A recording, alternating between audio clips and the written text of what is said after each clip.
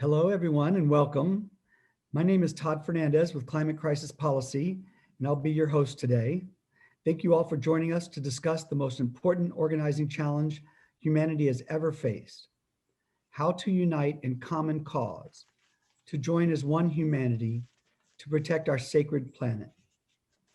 To open this session, I'd like to welcome Reverend Shantha Fairhurst, who wears many hats, to provide us with our opening convening remarks.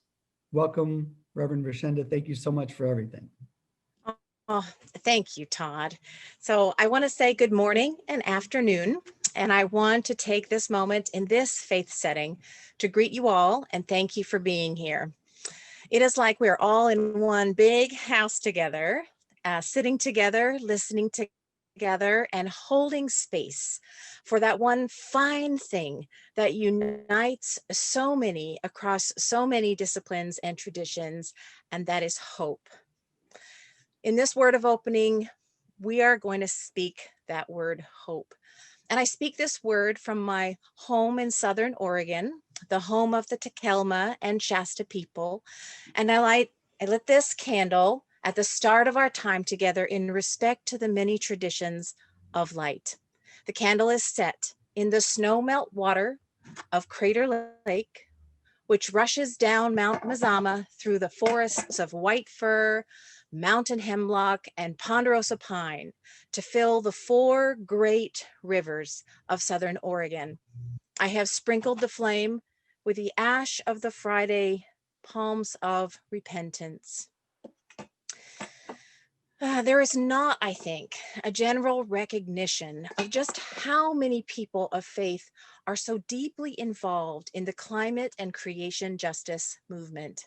I want to invite interested people of faith to follow up this good conversation with an opportunity to meet together on a date yet to be determined for during the second part of January for interactive discussion and exploration of climate and faith together. And I'll add that follow-up information in the Q&A. So let us pray.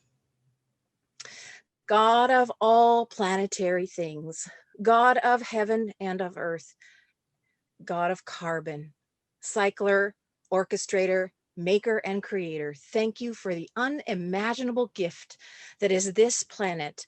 And thank you for these tiniest atoms that are everywhere within it. Teach us to value the balance of the carbon atom in the air, in the water, soil, stones, and forests.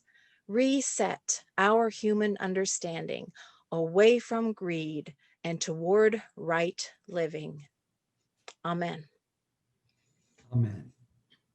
Thank you so much for Shantha and for all the amazing work Oregon activists are doing and how you coordinate, and for bringing Senator Merkley to the symposium.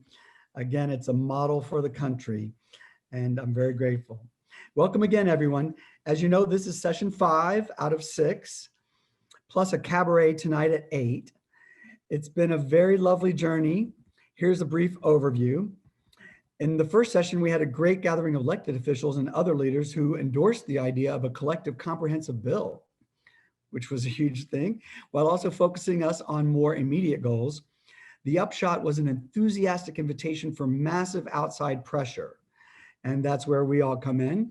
In session 2, we welcomed a wonderful array of leaders from major environmental and science organizations, and MIT and Project Drawdown offered to lead a scientific advisory committee to assess the greenhouse gas impacts of proposed bills. And the group generally agreed that there was a need for greater coalition infrastructure to unite all the various circles, perhaps with a climate congress convening of all parties or a coalition of coalitions.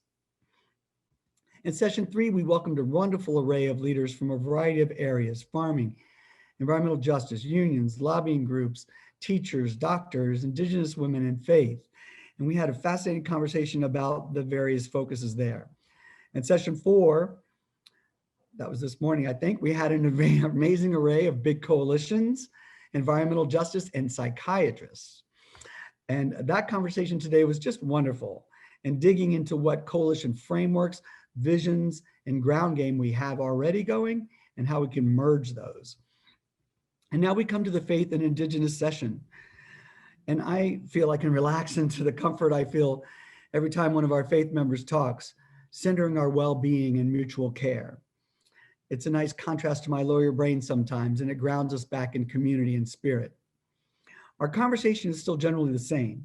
What is the federal legislative strategy, the National Federal Climate Legislative Strategy? And perhaps more importantly for this session, how do we unite the faith communities and civil society more broadly in common effort? And how do we make sure the processes for drafting a comprehensive bill is inclusive and transparent? And how do we bring all the sectors together for each other's missions and the whole? The level of faith involvement in the climate movement is my greatest source of hope. The motivation to protect paradise from the love of money is the essence of this moment. It's biblical, really. As man's greed brings nature's wrath on humanity, the storms, fires, baseball-sized hail, tornadoes that stretch for miles, and floods sweeping away our farms and are destroying our cities. It's happening all because of our pollution right now, and yet we still haven't managed to stop it. I think the faith and indigenous communities can stop it. If we unite across faiths and beliefs, you have the gravitas and, very importantly, the in-district communities to make elected officials heed the call and do the right thing. And your purity of intention is unassailable. On a personal level, I am moved to this work by spirit to help protect and speak for the voiceless. And coming into this place has been a complex journey that started in Africa 2008, when I ended up back in the closet as a gay man and living in abject fear in Ethiopia. I came home traumatized and later realized that I had experienced the same trauma as a child, but had long forgotten it. Thankfully, I found my way to the Naraya, a Native American ritual that has been shared to help heal the two-spirit community, the gay community. In that ritual, I experienced spirit directly as a lived reality. And I eventually came to realize that if spirits existed outside of us, as our ancestors and angels, that I too was a spirit. And that was a very deep blessing. Spirit once told me that the earth is not here for us. We are here for the earth. And I see this as the calling of our time, to protect her, our mother, our creator, and all our siblings, the trees and animals, water and air, from harm, to protect earth from harm. So this is the challenge we face, and it's no easy task. Can humanity unite to stop 100 corporations from destroying paradise? Or will we continue to bicker amongst ourselves about every small detail until it's too late? For this, we need a plan for unity. And I feel the faith community could be the core of that unity. Turning back to the more technical conversation, in the other symposiums, we made a lot of progress, as I said, deciding really to work together to create a comprehensive bill through an inclusive and transparent process. So the intention of this gathering is already manifested in a beautiful way. And it seems like we're embarking on that journey and that of macro coalition building. So I'll just reiterate briefly some of the reasons for this approach and why we want to form a common big dream bill. First, it'll set the solutions in writing, so we all know what we need to do. This clarifies our intention so we can pray and lobby together, so we can manifest it. I believe you have to know what you want in order to manifest it. And we need the details to really forge common ground beyond the generalities. It'll also establish the gold standard to inspire mass action and uncommon valor. I know the activists in this space, and they will stop at nothing once the demand is clear. The New York Climate Bill was a prime example, as we were arrested many times and descended on the State House in Albany, which is far away from New York City, en masse multiple times. Shout out to New York Renews and Food and Water Watch and everyone who worked on that. And three, it'll be a vehicle around which to build a macro national coalition, like the immigration reform movement has, or healthcare. Building that coalition infrastructure is a critical piece. And again, I feel faith groups could help navigate that journey. And last, I believe we must draft this bill and civil society must lead this work. The challenge is not the opposition or the science. It's our ability or not as humans to put aside ego personal and organizational, and find the way to positive collaboration. This is the essence of it all. Can we get along? We talk of peace, and we have to let peace begin with us and within the environmental movement and beyond. And this is the test we face as a humanity. Can we unite to save ourselves? And how are we going to do that? So with that, I'm happy to turn it over to Reverend Michael Malcom, founder and executive director of the People's Justice Council. I'm so grateful for that we've met, and you lift me up already, and I know we're on the right path when you're here, and just thank you so much already. And it's only been a short time we've been in circles together, but I'm thrilled and grateful that you're here. Please take it away. Thank you, Todd. Let me first start off by saying, giving honor to the Choctaw and Chickasaw Indigenous tribes here in Birmingham, on whose grounds I sit. But I also want to say, I want to give a shout out to my ancestors on whose shoulders I stand. Todd, as you were speaking, I was reminded of my grandfather. My grandfather was a bishop in the Pentecostal church, and one day I got ready to preach right before he got up to preach. We were tag team preaching. And he told me, he said, before I got up, he said, make sure you leave some meat on that bone for me here. And Todd, I think when we were sitting in that green room, I probably should have told you the same thing, and make sure you leave some meat on that bone for me, because I think you took all my thunder. I had every intention on talking about everything you talked about. As I got ready to prepare for my remarks, and I looked up what you talked about with the climate legislative strategy, and I also thought about how I would present today. I saw two things in this climate legislative strategy for Joe Biden that really struck me, where I see faith communities should play a part. And I'll even talk about how the People's Justice Council and the Southeast Faith Leader Network are playing a part in modeling what it means for those who are faith leaders, and those who are people of faith, and those who are even faithful to the environment, coming together collaboratively to work on issues around climate justice and environmental racism. There were two things that I saw. One was to build a stronger, more resilient nation. And the other thing that I saw was to stand up to the abuse of power by polluters who disproportionately harm communities of color and low-income communities. And I need to tell you that though those in themselves were clarion calls to those who work in community to serve community in a very spiritual and a very real sense, because those spoke directly to who we are as a society, and that we are those who are to be more resilient and to preach resilience and to preach strength and unity.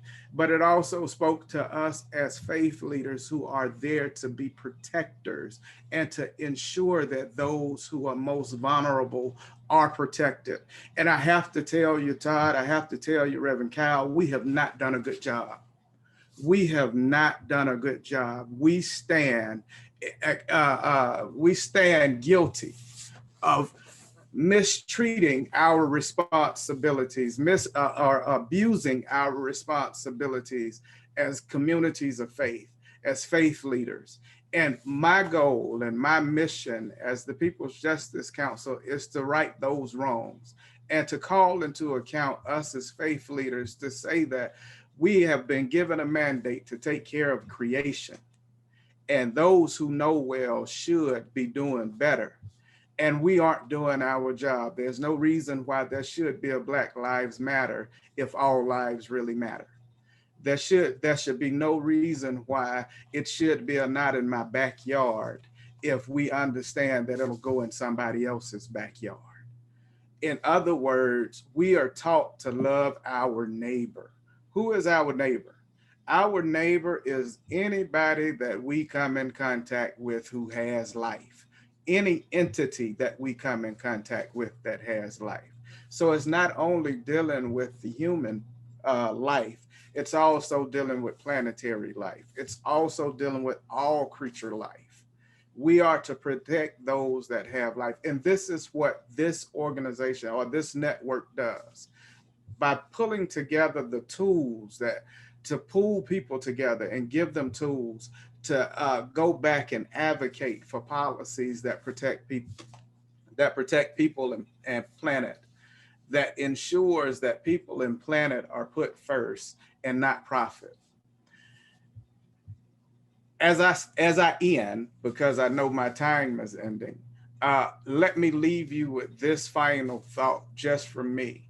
As I said, we are doing this already in the Southeast. We've gathered together the Southeast Faith Leader Network, which is a group of us that are Interfaith Power and Light chapters, as well as Creation Justice Ministries, and a collective of faith leaders throughout the Southeast. And we've come together to put out this clarion call to all those throughout the Southeast that we need to change this conversation. And we have the opportunity and the ability to change this conversation from it being economical, from it being political, to it being a moral issue. Is it right or wrong? Is it right or wrong that we leave people unprotected? Is it right or wrong that we leave the planet unprotected? Is it right or wrong that we know full well that we are making the planet uninhabitable for those that are coming behind us? Is it right or wrong for us to continue in that vein?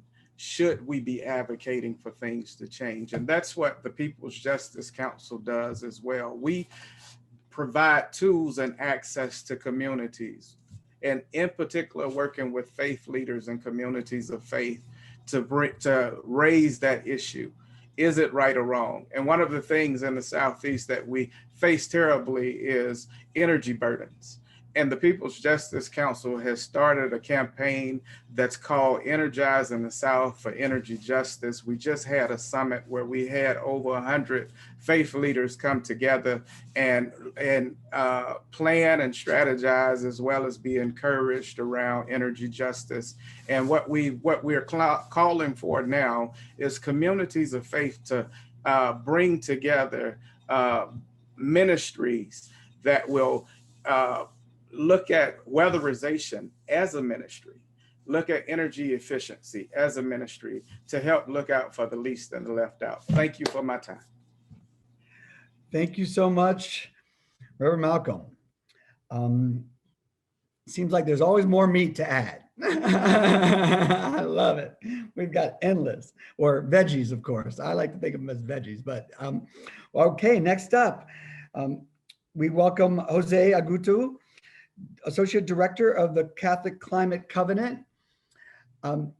It was such a joy to talk with you the other day and to hear about your work and the vast community of passionate people that you bring to this effort. And so I welcome you again and look forward to your offering. Thank you so much, Todd. Reverend Rashenda, Reverend Malcom, and Todd, I'm looking for tomatoes and cucumbers in the salad bowl. I don't think that you left any for me. Just those great words. And I also want to preface my comments by saying that Todd and I first talked last week. We, the Catholic Climate Covenant, are still discerning where we are in this space. But I want to express where we are as an organization and move forward with that, if you don't mind. So hold on a moment. Okay. I'm going to start with St. Pope John Paul II's message on the World Day of Peace on January 1st, 1990.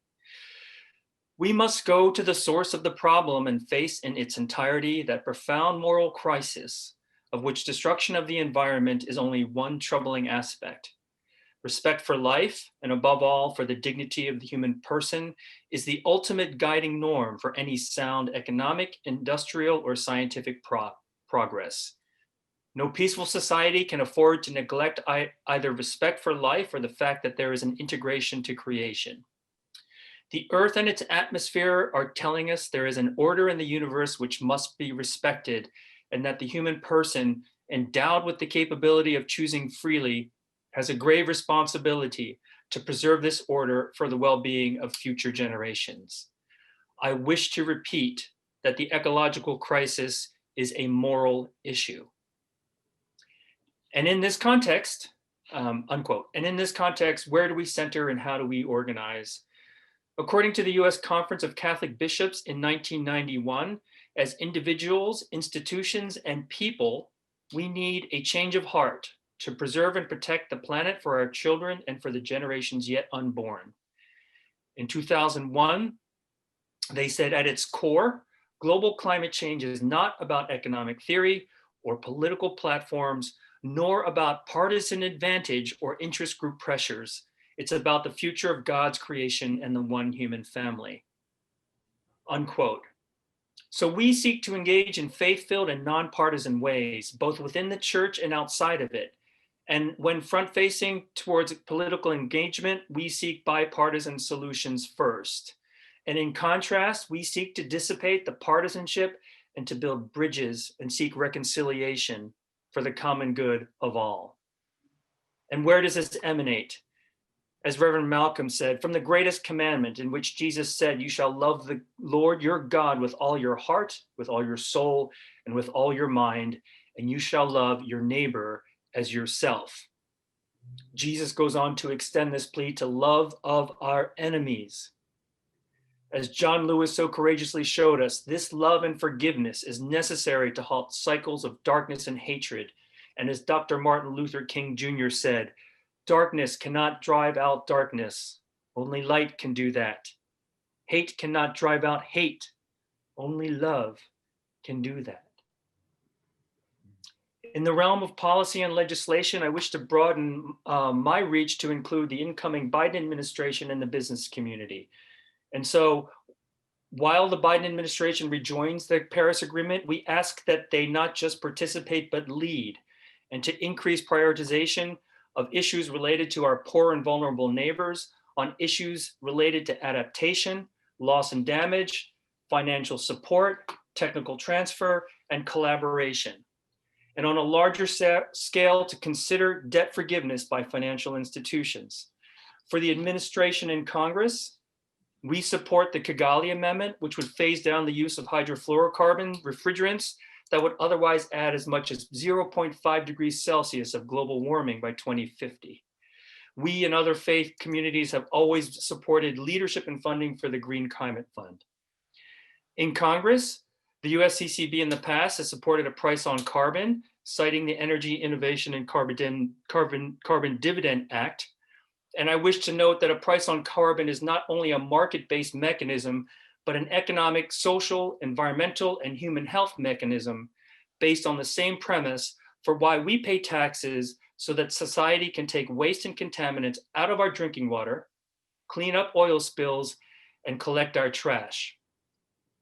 We would be interested in legislation that includes climate-related measures that also create jobs, especially for low-income and people of color communities and for people impacted by their industries.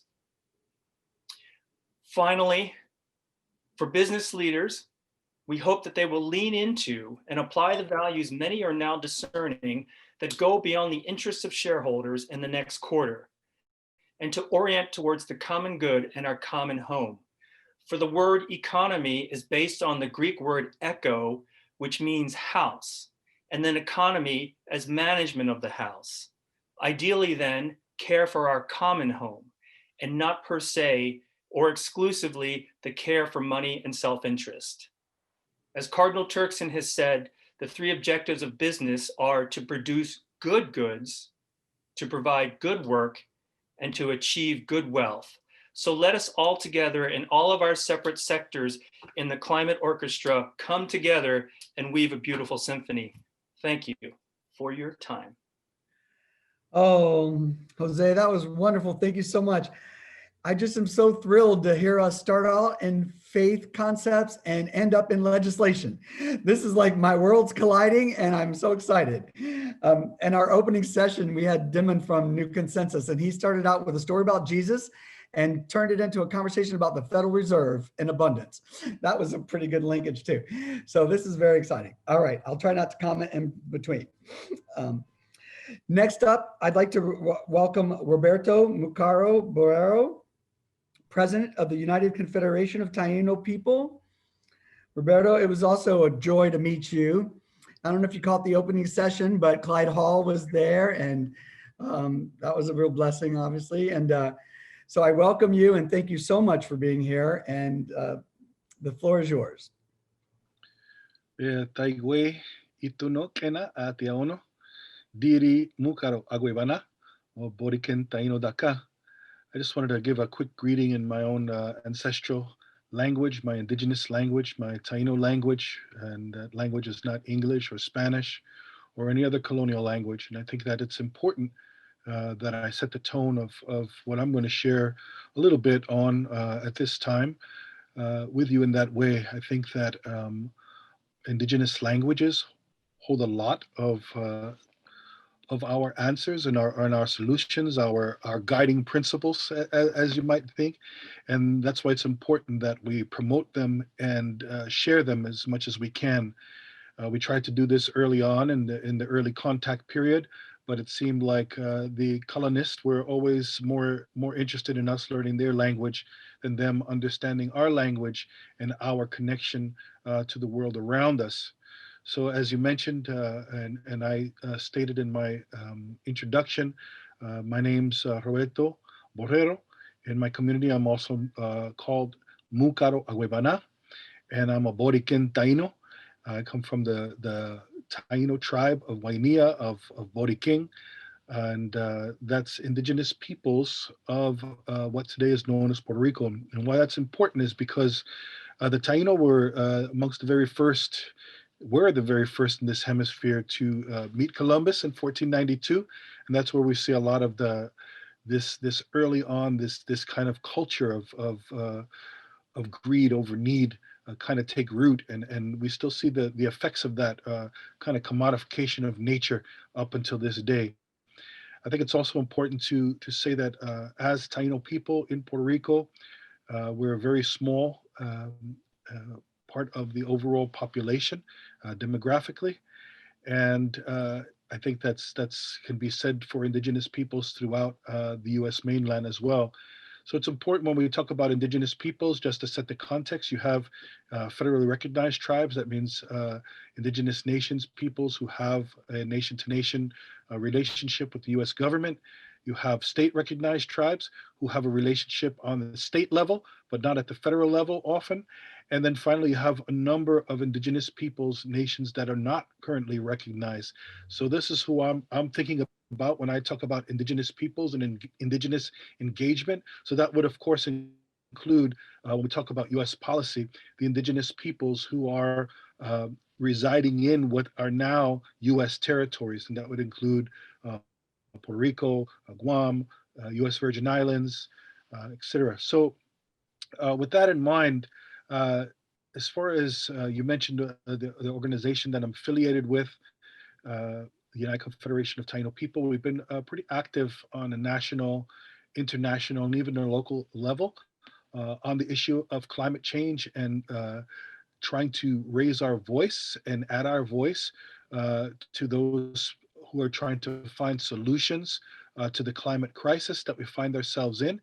And one of the things that we've been really focused on is the relationship and the need for people to really understand, if we want to build the kind of coalition that you're talking about, Todd, is that climate change, racial justice, these things are intertwined.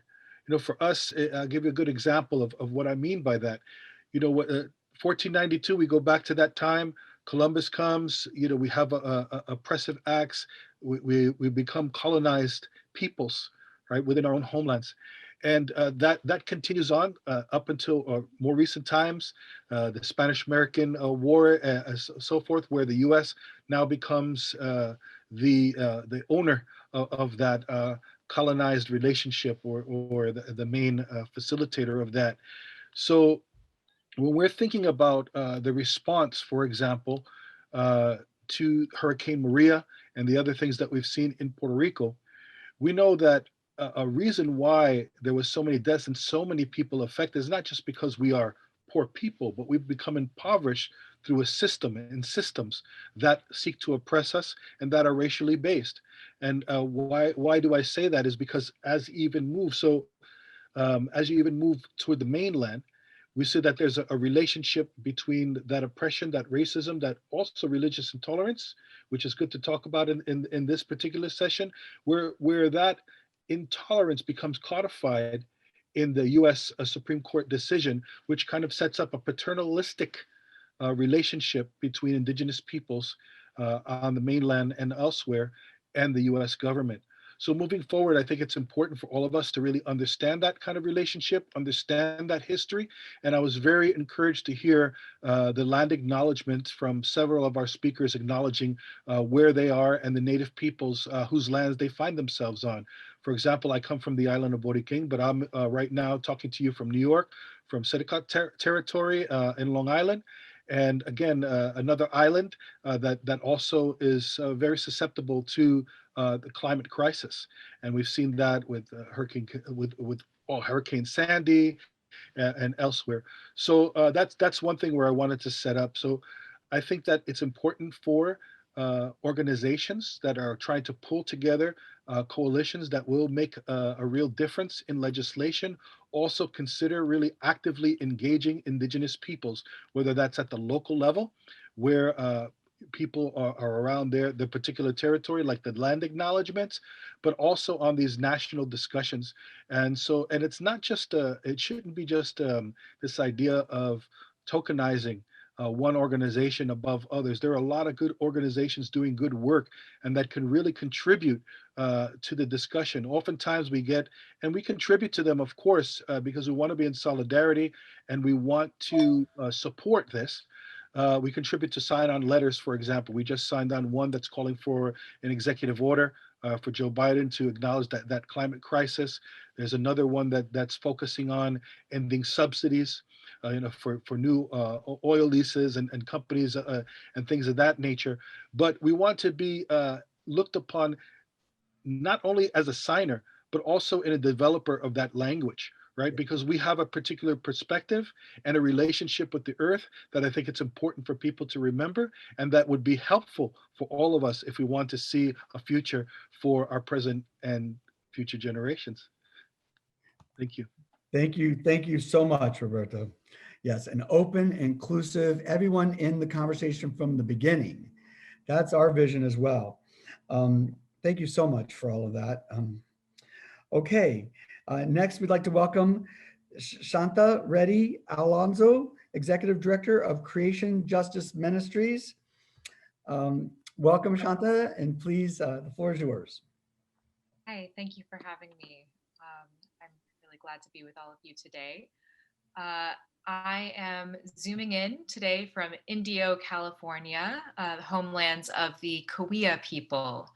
And my organization, Creation Justice Ministries, is a collaboration, an ecumenical collaboration of dozens of Christian denominations, communions, and fellowships. We work at the national level to represent the creation care and environmental justice policies of our members. And through our members, we serve about 100,000 congregations and 35 million people. Creation Justice Ministries is really poised to take advantage of this unprecedented moment that we have before us.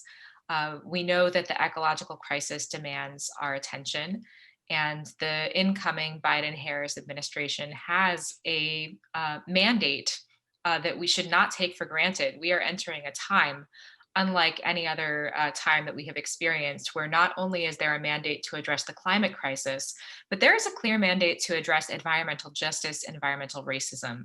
And so for organizations like mine that have been building for years the awareness and the political will and the opportunity to make policies that will change the state of play, the opportunity is huge right now. And I will just say that as we approach our climate justice strategy, we have to be very aware that our country is in the middle of a great reckoning with racism, and no climate justice policy can move forward in this time without at the same time addressing systemic racism. And so our organization, Creation Justice Ministries, we have been looking at what that means for us. And as Christians, this means we have a deep need to educate, equip, and mobilize our own communities to critically examine some of the deep ideological origins of theologies and laws that have justified over time genocide, slavery, and erasure of Black and Indigenous peoples in particular. And this means examining the doctrine of Christian discovery, which is the ideology of Columbus and much of the settler colonialism that was prevalent as our country's system for managing lands and waters and understanding property was being set up. As we look at policies that pursue climate justice, we want to make sure that they are executed in a way and by a government that looks like the people to by administration to appoint people who look like the rest of the country. We are looking for a Biden-Harris administration to protect historical, cultural, and spiritual heritage of a more diverse part of the country. We are looking for policies that support the self-determination of Indigenous peoples and upholding Indigenous peoples' relationship to lands, waters, and species, and particularly to look at eco-reparations possibilities. So this may include land return to Indigenous peoples in places where, particularly in places where treaties have not been honored. It may involve co-management of public lands and waters that respects the original caretakers of those places and the importance of their Indigenous wisdom. It includes material support for Black farmers and support for Black land stewardship. So I am very much looking forward to moving into a new era of climate justice policies, and I'll stop there and continue the conversation later.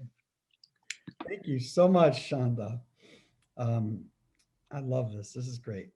All right, next I'd like to welcome Reverend Kyle Meyaard-Schaap, who is with the Young Evangelicals for Climate Action. Welcome, Kyle. It's so great to meet you, and we look forward to giving you the stage here. Thank you, Todd. It's a pleasure and an honor to be here with all of the other faith leaders and all of the other participants today. I want to start by honoring and offering gratitude to the Odawa, Ojibwe, and Potawatomi people who stewarded the lands of Western Michigan for millennia, where I live and move and have my being. I work with an organization called Young Evangelicals for Climate Action. We are a network of young Christians across the country who are coming together and taking action to address the climate crisis as an expression of our Christian witness and discipleship. In other words, we do the work that we do precisely because we are people marked by the good news of Jesus, which is what evangelical actually means, and not in spite of it. And as I thought about what I wanted to share today, I got thinking about Bill Moyer's 4 roles of the activist. He says that there are 4 fundamental roles that activists fill to create change. There are citizens, there are change agents, there are rebels, and there are reformers. I was thinking specifically about those 2 R's, rebel and reformer, and how the faith community is so uniquely positioned to fill those 2 roles, and in fact is already fulfilling those roles. I say that the faith community is equipped to do so because, at least in my tradition, we have examples of people, our ancestors in the faith, who have filled those roles. We have rebels like the prophets throughout the Old Testament, who were always critiquing institutions of power, not because they were outsiders speaking to an institution that they had no connection to, but precisely because they were within the system. And because they loved the community that they were critiquing, because of that love and because of their identity as members of that community, they then had the power to call it to account, to call out its hypocrisy, to call out the injustices that it was perpetrating.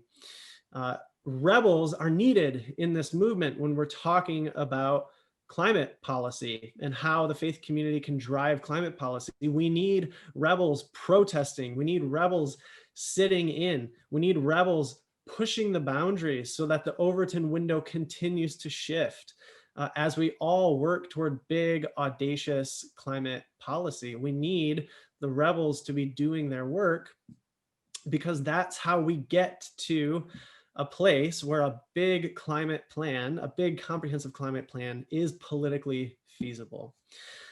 At the same time, we need those reformers. Reformers are people who work inside the system with the existing distribution of power to create as much change as they can as quickly as possible. We need reformers like Daniel, like Joseph, like King Josiah in the history of Israel, who reformed the monarchy and brought Israel back to God's commands.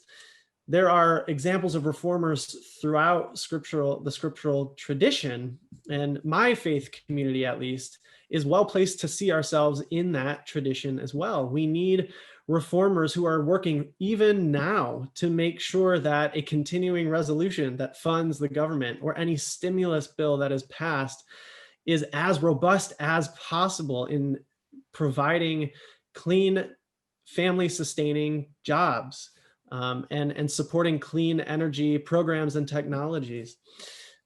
We need those reformers building those relationships and working those contacts so that even as we all push together toward big, audacious, comprehensive policy, we are also chipping away at the edifice of climate inaction right now, here and now.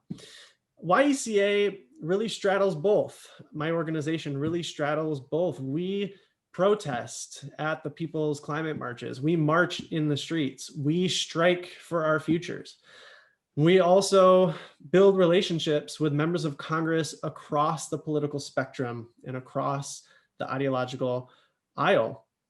We have meetings with Republican members of Congress to help them understand that young evangelicals especially take this really seriously, and to help them understand that many of them were sent to Congress with the support of evangelical voters. And if they want to continue to enjoy that support, they need to start paying attention to what the next generation of evangelicals is saying is important to them.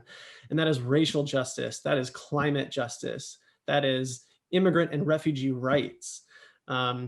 So I'm excited to be a part of this conversation. I'm excited to talk about how we can mobilize the faith community to fulfill both of those roles, the reformer and the rebel, because both roles are our heritage and both roles are our inheritance and our calling. Oh, thank you so much. It almost has me a little teary-eyed seeing that this cause is made this situation that we're in might be the catalyst for humanity to really unite across all of our different belief systems and histories. And, you know, it's just touching me that I see this manifesting, and it's so beautiful. All right, next up we have Nigel Savage, President and CEO of Hazon. Welcome, Nigel. I'm so glad you're here with us, and we look forward to your offering. You're muted, Nigel. Can you hear me now? Yes, sir.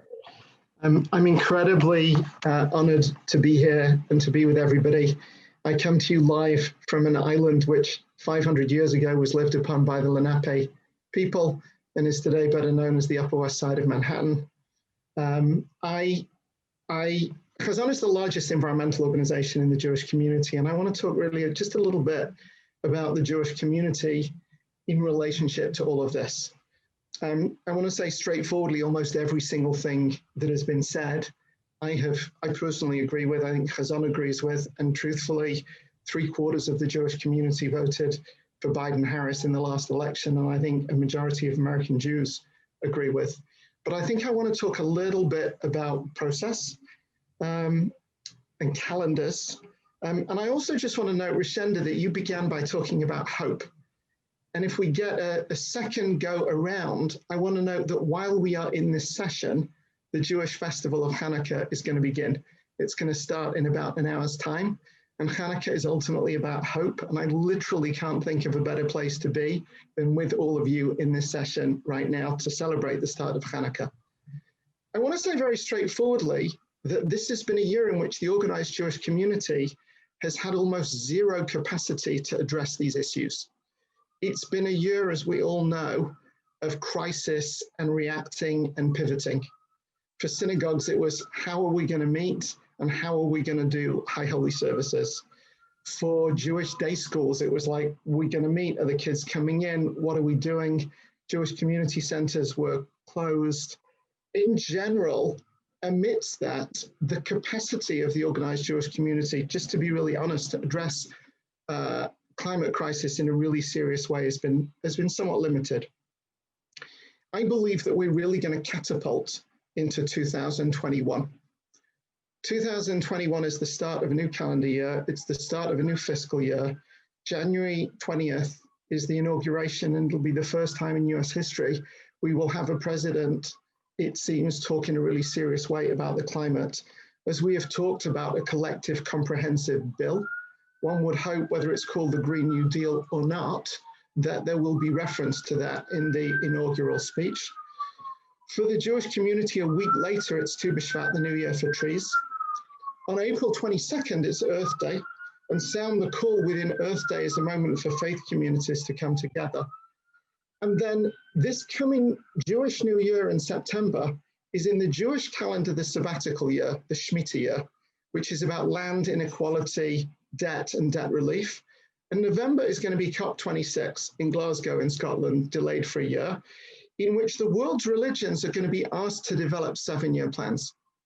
And so fundamentally, we're going into 2021 saying across the Jewish community, quoting a very famous line from the Talmud 2,000 years ago, we're not required to complete the task, but neither can we desist from it.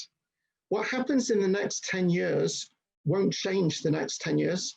The extreme weather events that happen in the next 10 years are the consequence of what we've done in the last 100 and the changes we haven't made in the last 40.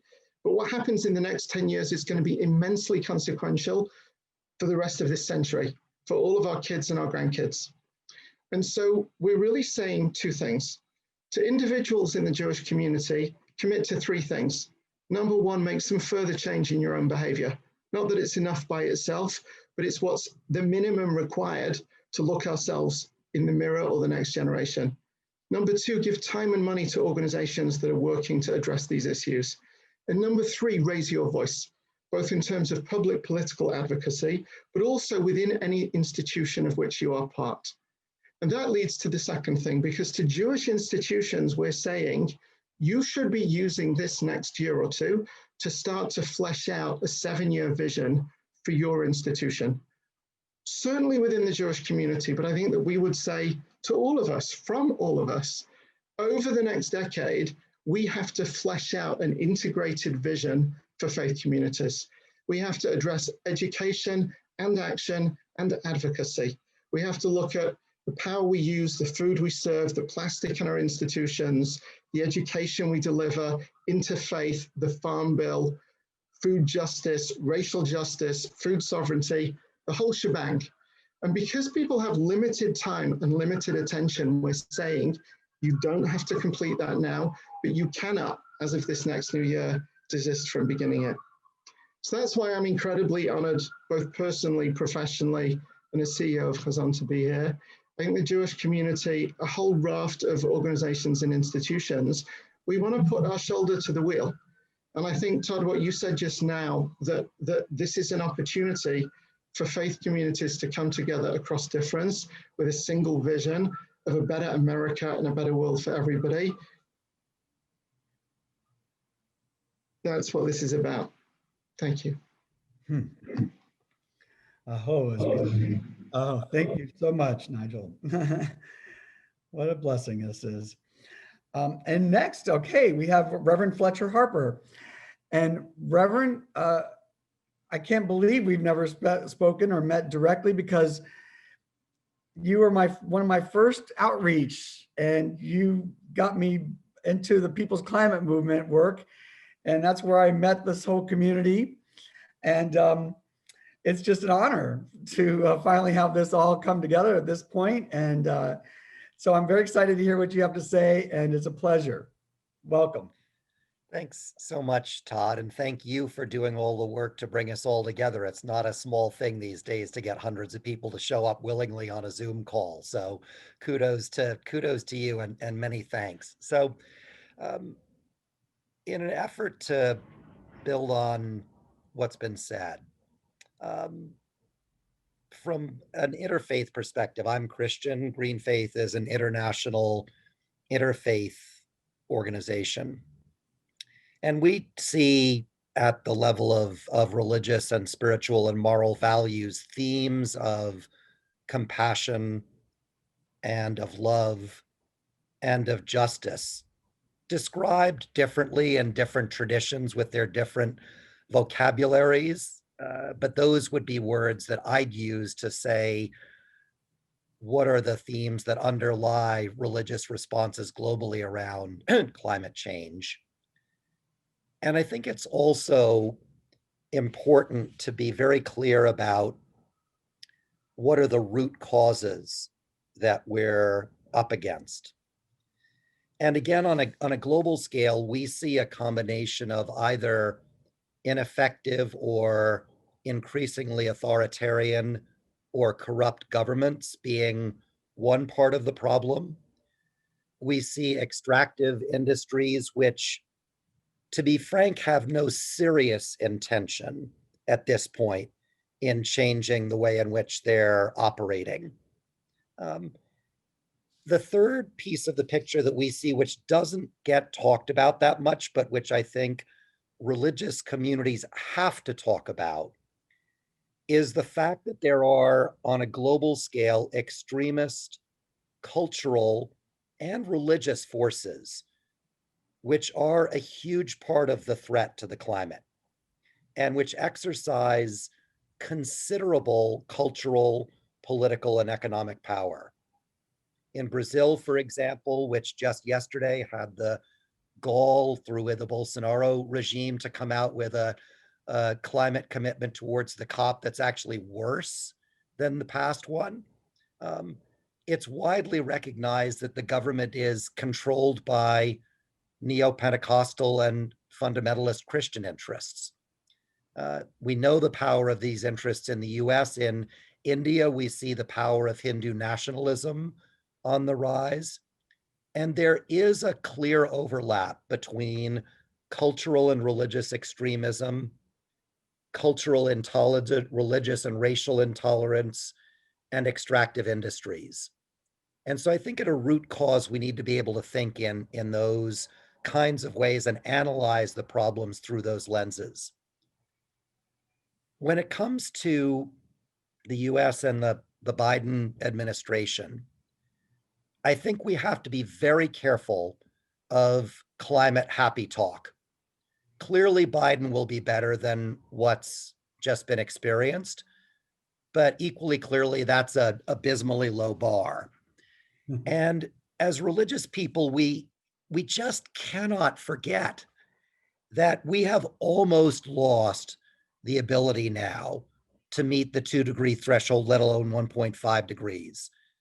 We are very, very much sort of 80%, 90% of the way over the cliff. And so I think we have to come with a pretty uncompromising attitude and vibe towards what's going on. So on a specific level, what that means is that we have to be clear that it is no longer acceptable for there to be any new fossil fuel infrastructure or any further expansion of industrial agriculture, and that those industries must enter into a managed decline with clear and measurable targets. We need to be very clear that there has to be, as Roberto said, an immediate end to subsidies for oil and gas exploration. There certainly needs to be an end to the idea that the fossil fuel sector gets subsidies to explore for new oil and gas, and then similarly subsidies to experiment with mechanisms for putting the emissions that they've created back underground. And that's underway. And I guarantee you that even if there's a 50-50 split in the Senate, Republican interests are going to come out very strong in support of climate engineering as a technological solution. And I think religious communities need fundamentally to reject that.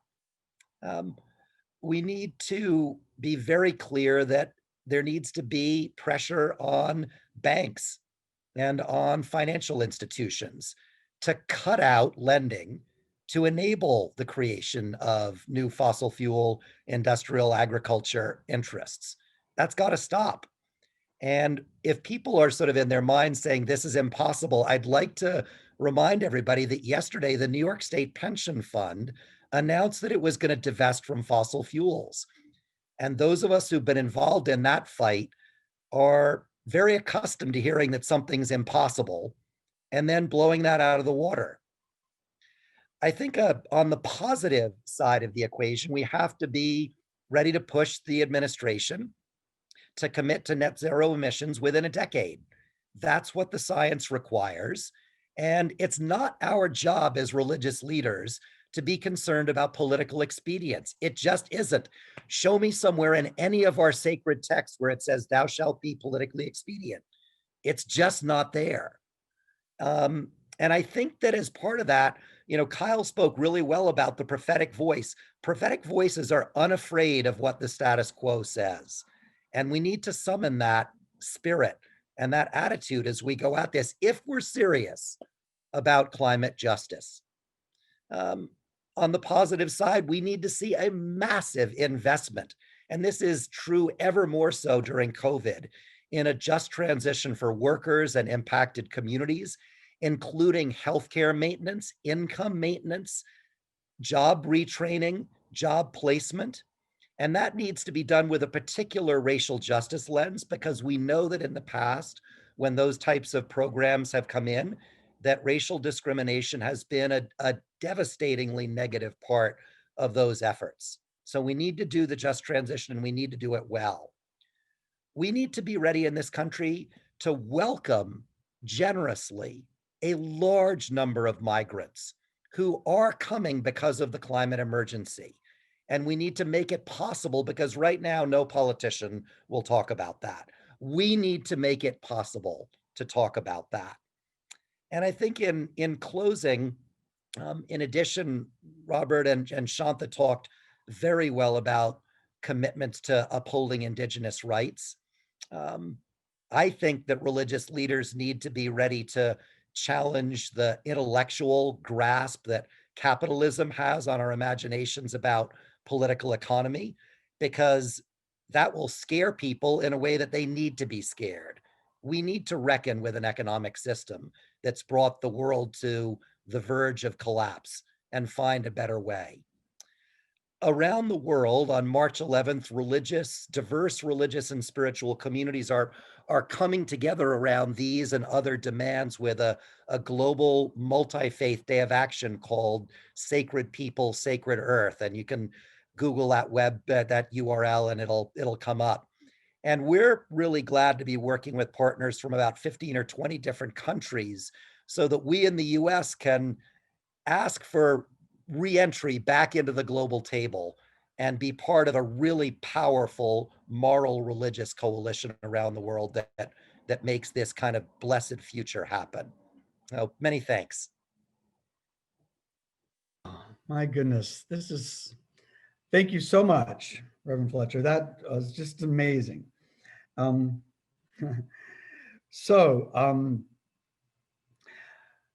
It's just so rich. So, all right, we'll go back around now and in the round robin fashion, and we'll dig in a little bit deeper.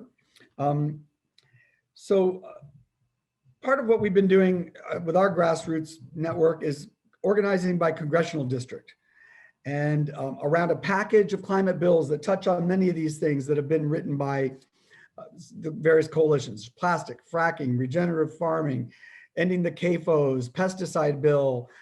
There's a whole suite of them, and there are bills on international forest. There's a bill that's pending to ban banks from financing infrastructure that's coming on the pipeline.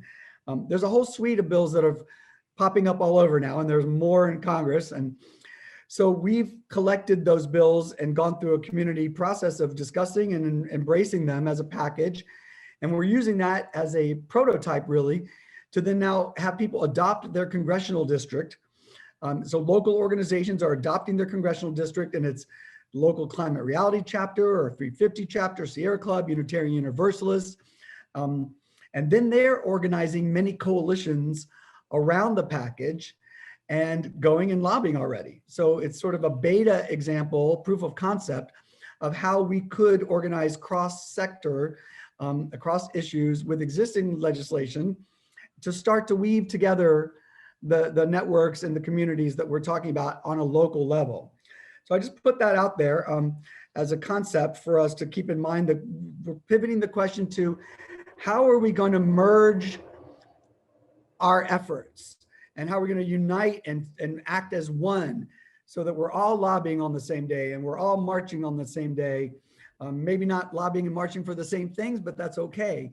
So how are we going to stitch ourselves together on the ground in district and tie our vast networks together? And then how are we going to act in a collaborative way? So I'll just set the stage with that, and I'll just invite Reverend Malcom to tell us about your, nuts and bolts organizing and the network of Interfaith Power and Light that you're with, and, take it from there.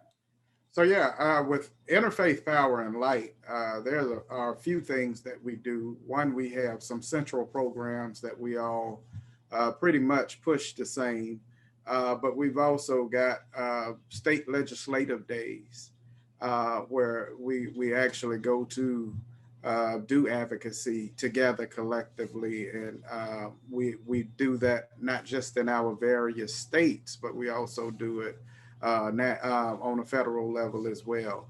And so we do have that collectively as IPL. The People's Justice Council, our goal hadn't been necessarily to go to the state houses yet, because we understand that it's deeper than that.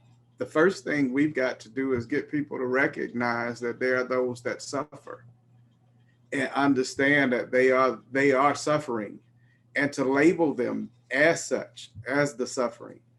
And so I wrestle with how do we approach this legislation when I know that my folk are still being killed in the street by those who have been sworn to protect and serve. We've got to first get people to see that there are those that suffer.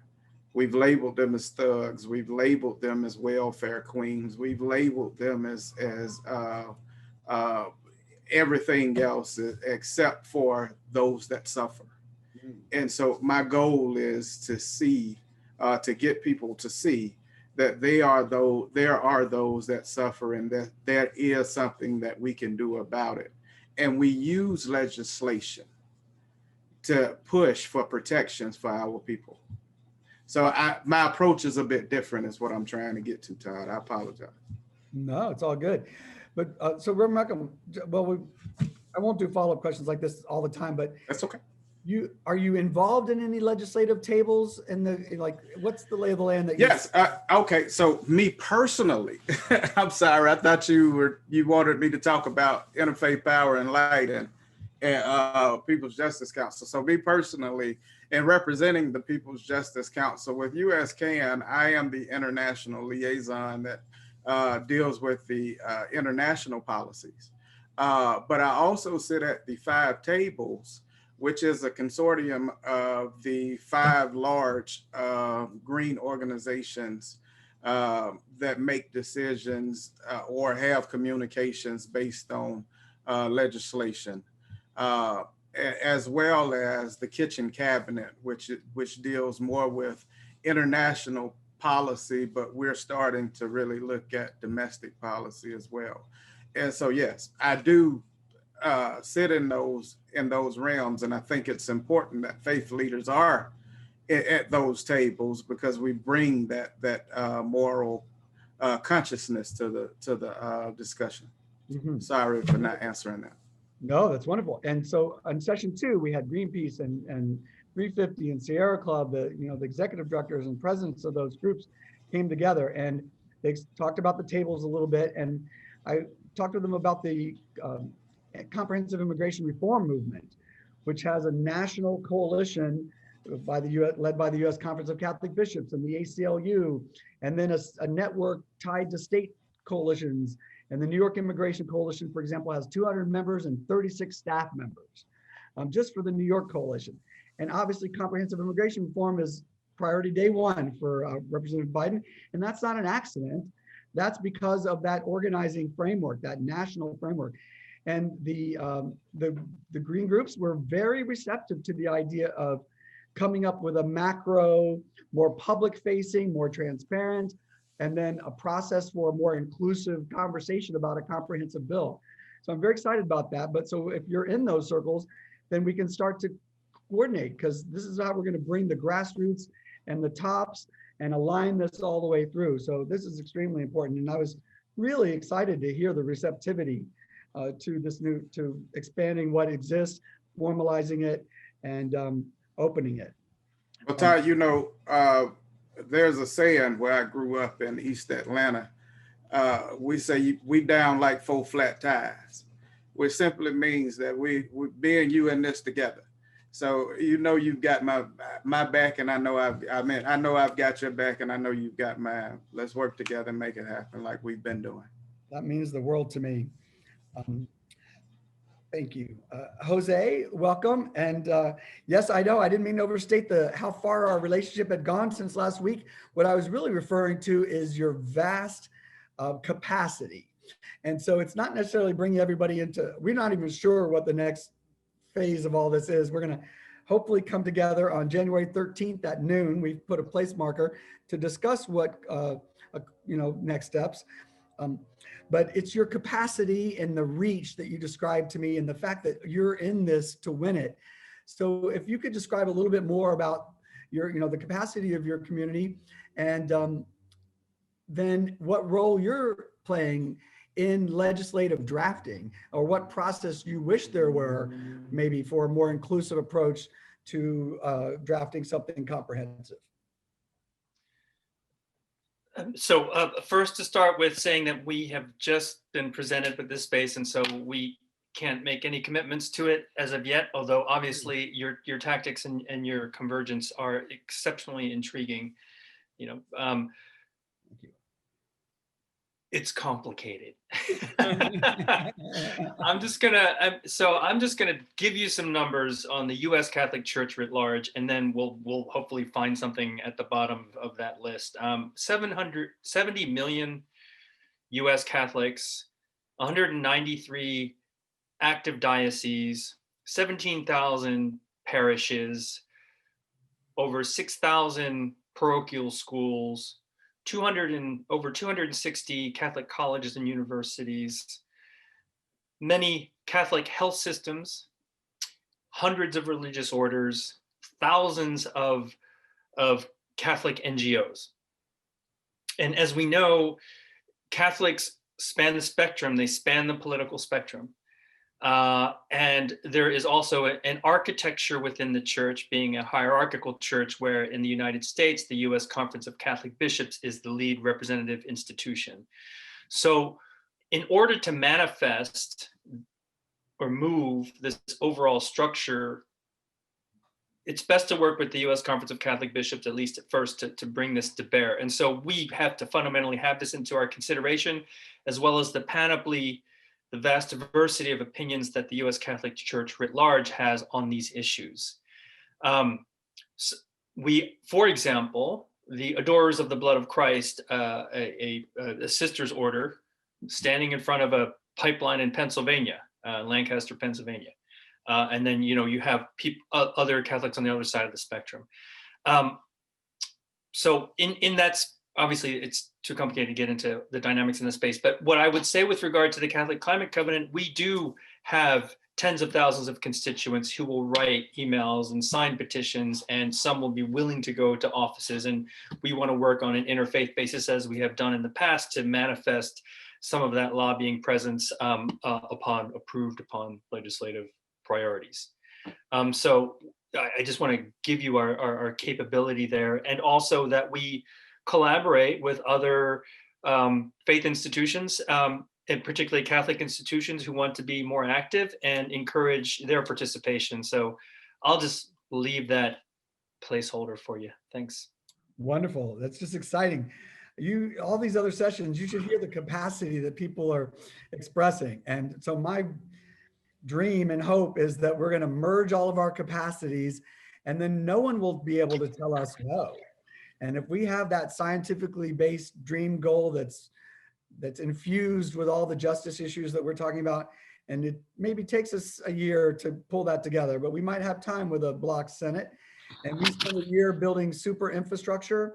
And then we turn our attention to electoral politics a little bit in the next election, in the midterms, that by the third year of this administration, we might be in a very different position with respect to making major things happen. So it's just the capacity that I see in this movement blows my mind. And not only that, but the passion. And so the trick is to organize the organizers, to unite us in common cause and through some formal framework and infrastructure, so that we're, speaking and acting as one. I welcome Shantha into the conversation, and I know you're on many tables.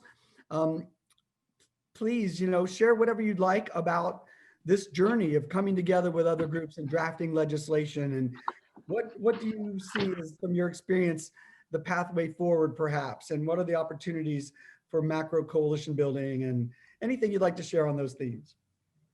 Sure. So Creation Justice Ministries is a member of many places where innovative policy visioning is happening, as well as nitty-gritty collaborations and strategies behind the scenes. So we are members of the U.S. Climate Action Network, which has put forth a vision for equitable climate action, the VICA. We are part of the Next 100 Coalition for Equity on Public Lands and Waters, which is very much interested in the role of the Department of Interior in making sure that the way that we go about doing the way we address the climate as well as nature crisis is one that is done with equity and justice. And then we are regularly part of the Washington Interreligious Staff Communities Energy and Ecology Working Group, which meets twice a month and convenes faith-based organizations that have a presence on Capitol Hill. And in all of those spaces, we are interacting with coalition partners that we have presence with on Capitol Hill and with the administration. And in all of these spaces, we really do share some core priorities, but the ecumenical climate policy priorities that Creation Justice Ministries leans on, and these were crafted by our board about 10 years ago, and they still ring pretty true, are four principles: stewardship, sustainability, sufficiency, and justice. With those four principles, we evaluate any climate policy that we come across, and in all of these different spaces where we play, we use that as a measuring stick.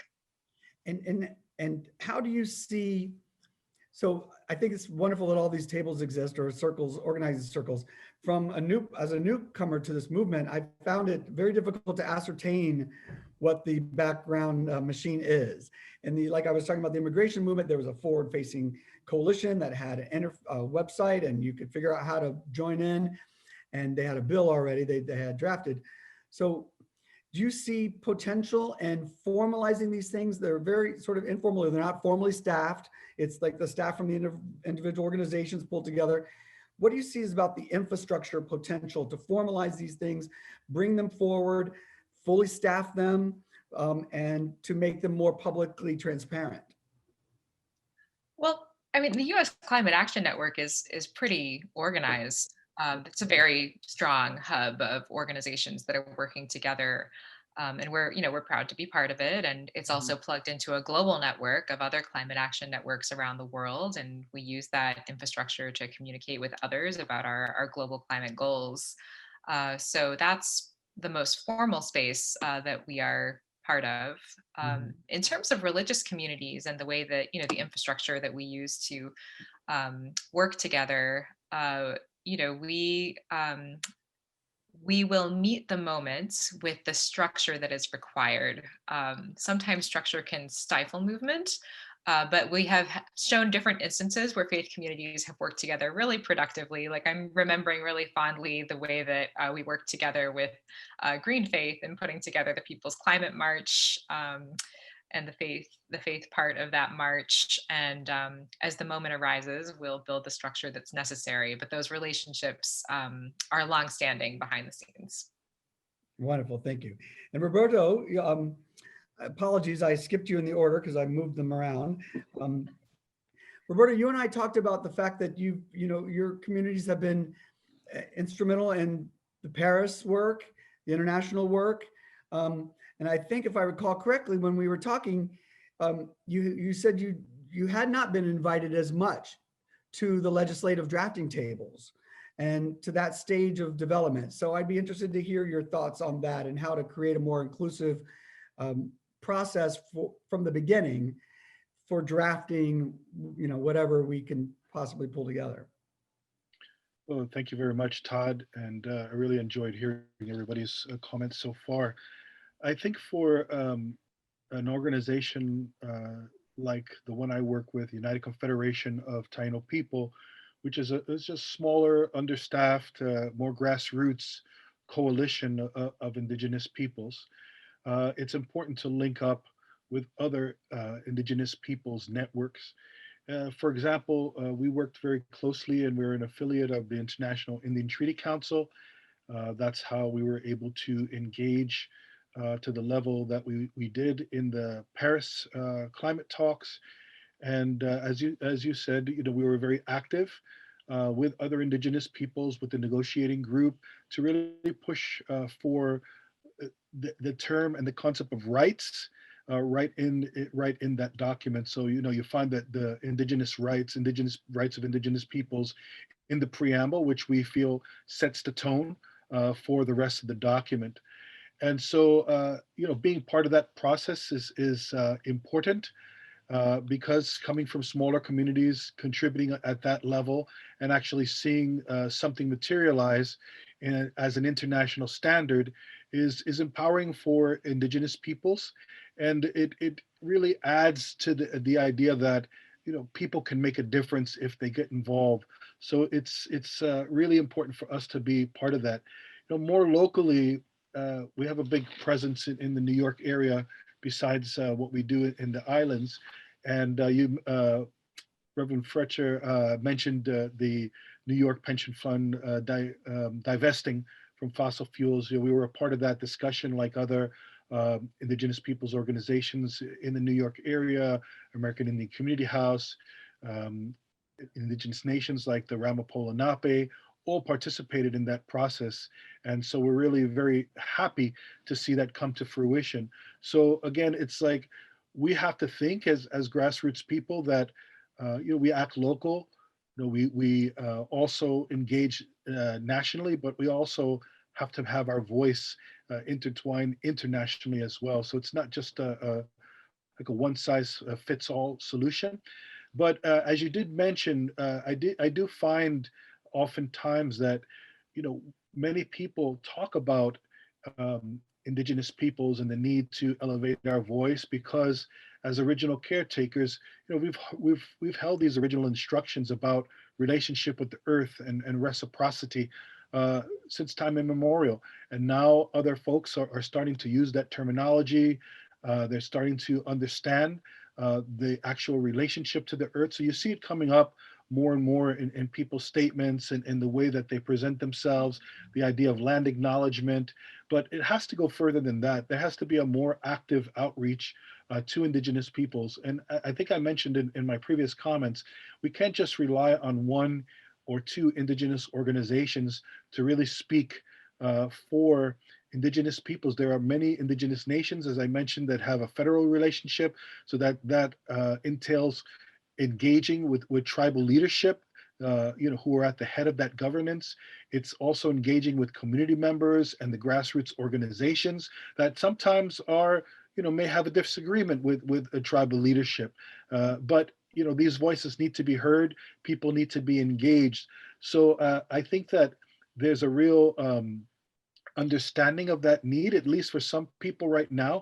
If you take, for example, what happened in this past election, some of those swing states, Nevada, Arizona, Wisconsin, people talked about other communities coming out in force, but oftentimes the Indigenous peoples, where those particular states have large Indigenous populations within the demographics there, they're often invisible, and the outreach, the organizational capacity, and everything that they did to help turn this election to the point where we are now was really overlooked. So much so to the fact that CNN, when they were talking about Arizona, posted a graphic of the turnout of different ethnic communities. So you had white, Black, Latino, Asian mentioned, but then there was a category that said something else at 6%. And of course, Arizona has quite a number of federally recognized Indigenous nations within that state, and they really did a big push to turn out people to participate in the election process, but yet they were categorized as something else, and that I would also include Pacific Islanders in that, and so we really need to take that into account.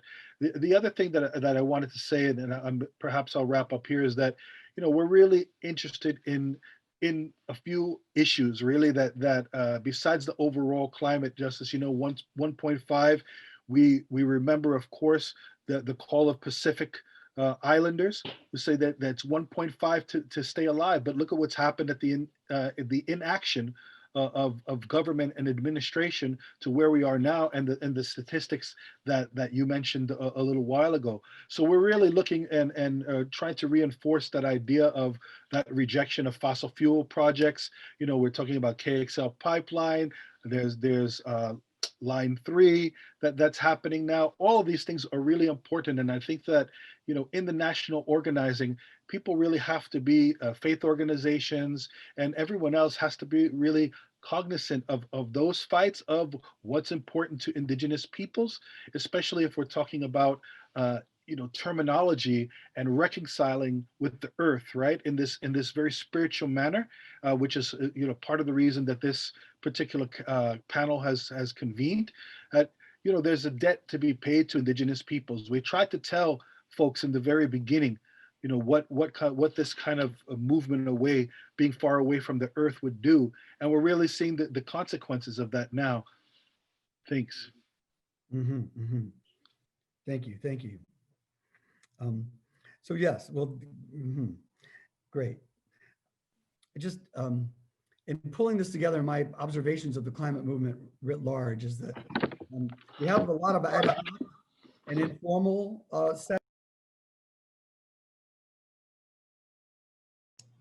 Todd, you put yourself on mute somehow. Oh, sorry about that. Thank you for that, Roberto. I was just going to keep framing this conversation a little bit, and pulling this symposium together. And my perspective coming into this movement is that there are a lot of ad hoc institutions, and we come together randomly for big marches, and then we dissolve. There are informal tables. They're not formalized. They're not staffed. So we have an infrastructure issue so the status quo has not worked, right? So far, but yet this huge capacity is there and everybody's doing their best. So how do we formalize this so it's not ad hoc, so that there's a process for constant communication that requires its own staffing, really, because everyone is busy in their own jobs and job description and roles, And it's already, adding a lot to coordinate. But there's a whole much more work that needs to happen that would be accomplished if there were a national coalition focused specifically on passing federal legislation. And we've joined US-Can as well, and I went to a couple meetings, so I don't know much about them yet. And it looks like a lovely assembly. I wasn't clear on if really their mission is to compile and pass legislation. So that's what we have that with Freedom for America for the Equality Act. Reform Immigration for America was for that bill. These examples exist. And so I'm still eager to hear. And what does exist, in my experience, is not necessarily open and inclusive. So there are private meetings and it's invite only. How do we flip that script, at least in a new incarnation that allows all these other things to continue to do their thing the way they want, but then also brings us together and invites everyone to the table. So with that framing, we'll move to the next, I don't know, I'm sorry, Roberto, you went, but I took you out of order. Shantha went, so that's, Kyle, you're up. And if you could talk a little bit, Kyle, about, are you invited to the legislative drafting tables? And what do you see as the infrastructure challenges? I think, younger voices, they come into this scene, this situation, and they're like, this is a morass of confusion. How are we gonna, formalize this so we can have clarity that, there's an onboarding system for new groups and make sure that there's a process for, you know what I'm saying. So please take it away. Yeah, sure. Thanks, Todd. Well, I think the question that you asked is the $1 million question, right? Is how do we herd this group of cats that is the climate movement in one direction? It is so big, it's so diverse, and it strikes me that one of the reasons it hasn't been more consolidated in the past is that there are so many sticking points. There is significant historical pain and trauma perpetrated within the movement amongst various members of the movement. There are dramatically different policy preferences and political ideologies represented. That was something when I joined the climate movement about 10 years ago now. That was something that surprised me and that I've kind of been initiated into is all of the history that I'm drinking downstream from when it comes to broken relationships and failed partnerships and just a diversity of policy preferences and opinions. And how difficult the work of repairing that is. It strikes me that especially as people of faith, one of the gifts that we can bring to the climate movement is a gift for healing, a gift for reconciling relationships, for pursuing right relationships. I'm a big believer in the power of relationship. And I think one of the problems with the climate movement is we are so disconnected from each other. It's one of the reasons I've loved being a part of US Climate Action Network, as so many others on this call are, because it centers relationship. And some of the closest relationships I have in the movement have come as a result of participating in the US Climate Action Network. So I think pursuing right relationship together is critical, and that's not easy. That's not going to happen overnight because that's going to require truth telling. That's going to require repentance from some people. It's going to require forgiveness from others. It's going to require turning in a new direction together. It's going to require transparency and accountability. But I really think that it's the only way that a climate movement that is as big, diverse, and in many ways fractured as our current movement is can actually come together. And I hope it's something that faith communities can lead the way on. To your other question, we don't often do the work of writing policy. And one of the reasons is similar to Jose's. Our work is complicated. We have a similarly large audience because evangelical is a loosely defined term. It is difficult to get exact numbers, but it's somewhere in the ballpark of 80 to 100 million Americans are evangelicals. dozens and dozens and dozens of denominations, tens of thousands of congregations across the US, and also, like the Catholic community, politically diverse. White evangelicals get a lot of press for their conservative ideology. A full third of the evangelical community in the US are Black, Indigenous, and people of color. So it's complicated. And to make matters more complicated, we don't have the organizing structure, the hierarchy that exists in the Catholic Church. So similar numbers of people we're trying to reach with similar diversity of opinions and experiences without even an office like the U.S. Conference of Catholic Bishops to kind of organize things.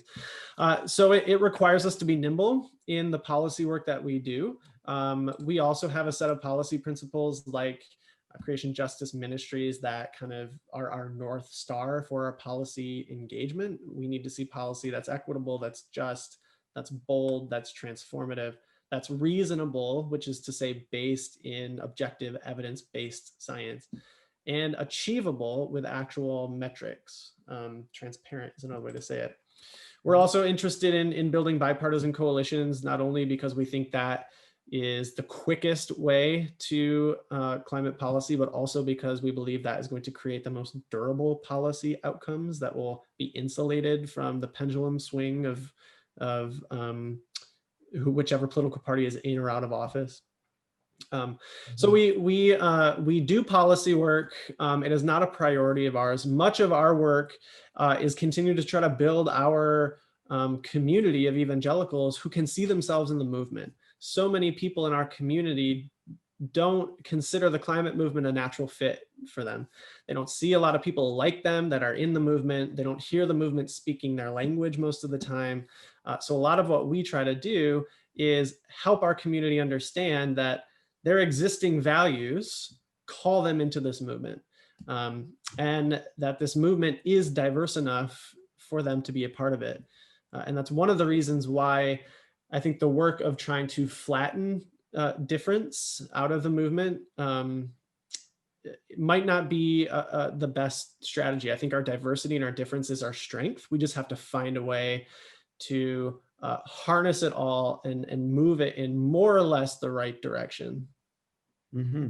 It is the national. I worked with the immigration movement for a couple of years on that bill, and that was quite a coalition.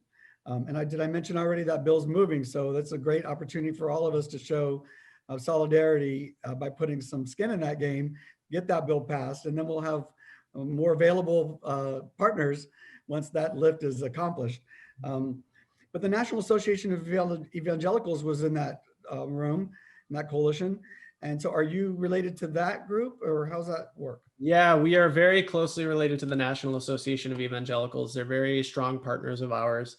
The National Association of Evangelicals is the closest thing we have to an organizing entity within the evangelical church. They represent about 44 million evangelicals. About 40 or so denominations are a part of it. So yes, there is certainly that organizing structure.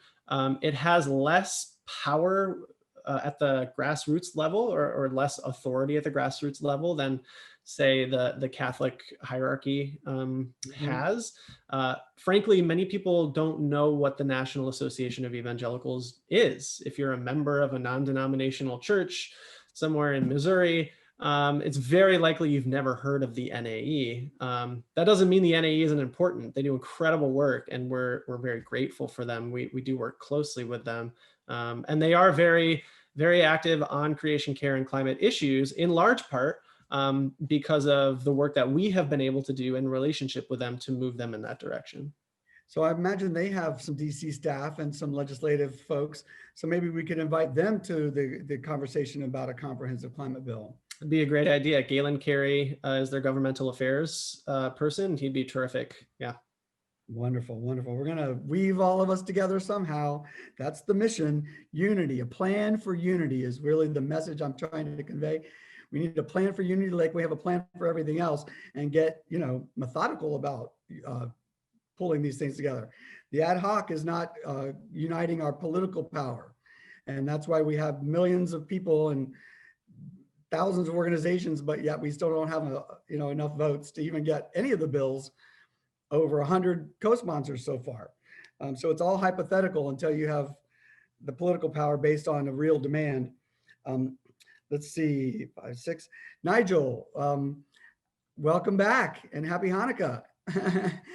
How exciting. I forgot it was even December. I'm so busy. I was like, how could that be? Oh, that's right. This is December, isn't it?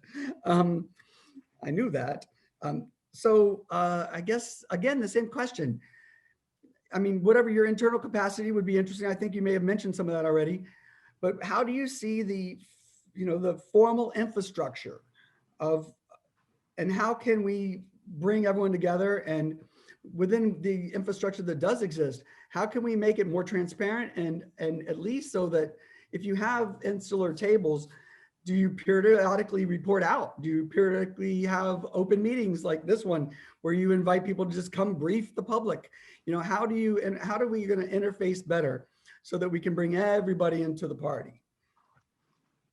So yes, a couple of things. I think really in two different directions. But one is somebody earlier on, and I'm not sure if it was you or somebody else, talked about organizing the organizers. And I just want to thank you. Just in this alone, like things like this, people don't see how much work goes into this behind the scenes.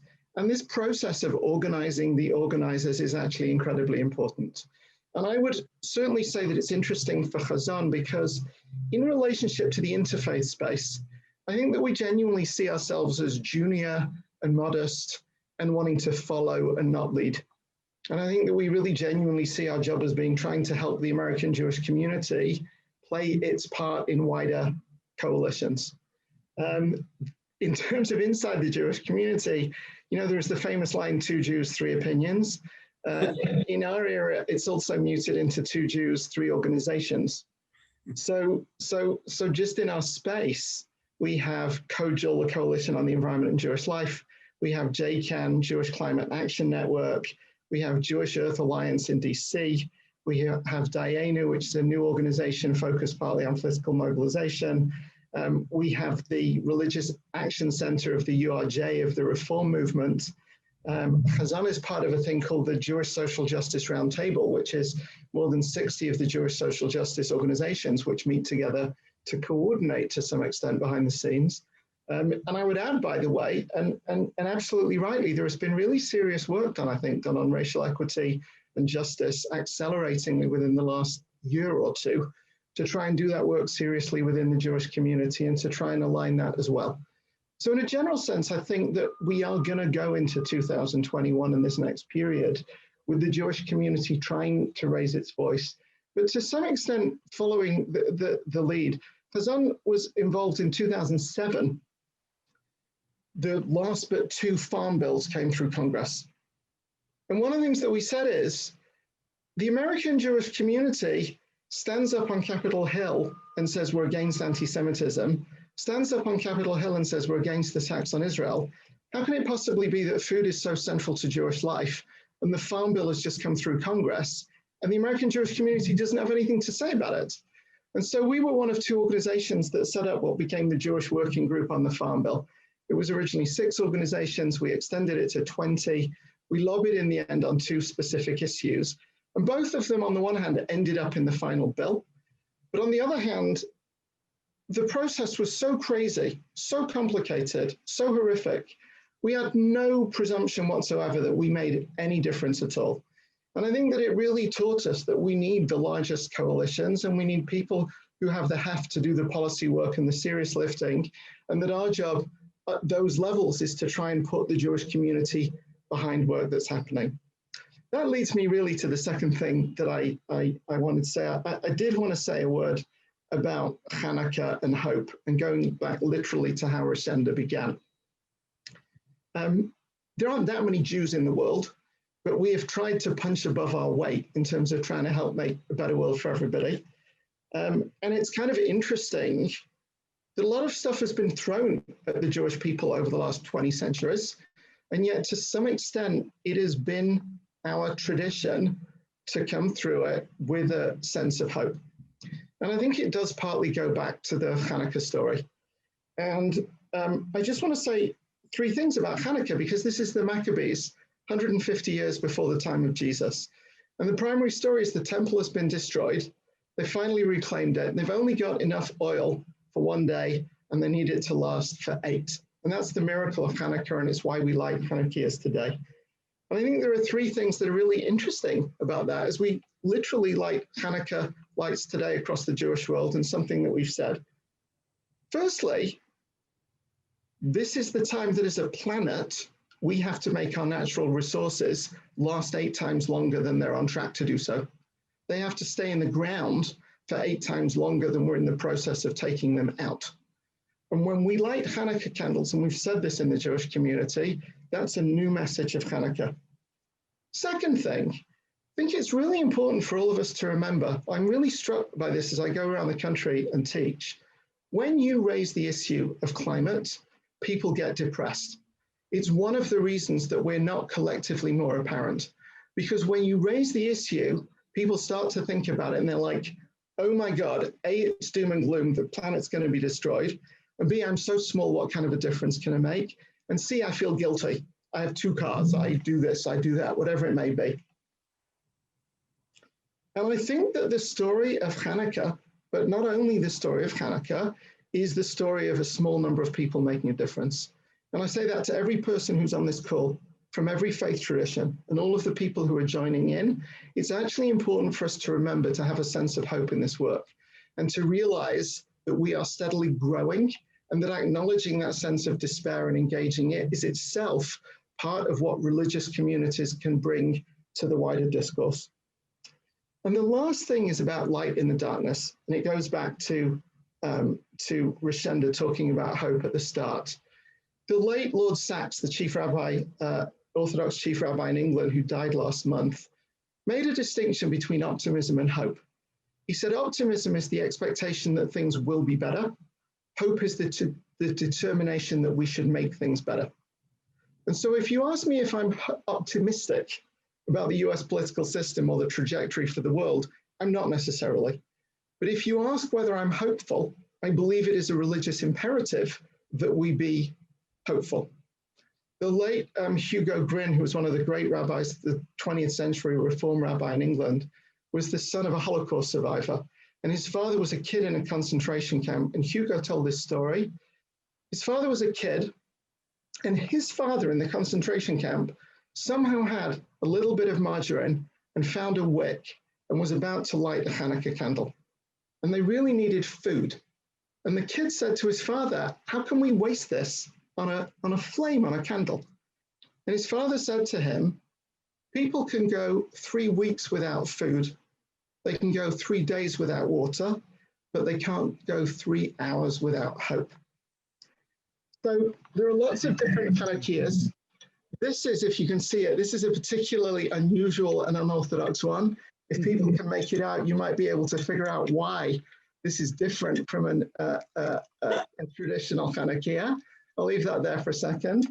Oh my God, is that a Hanukkah bong? Did you just show us a Hanukkah bong? It is. Oh my Yes, God. it is. Yes, it is, just so that people can know it was a gift to us from a couple of years ago. There's a reason I want to do it, by the way, because I want to say this is really, really the last thing. I'm actually going to light one of these candles. We started Hazon with a bike ride across America. We rode 3,000 miles from Seattle, Washington to Washington, D.C.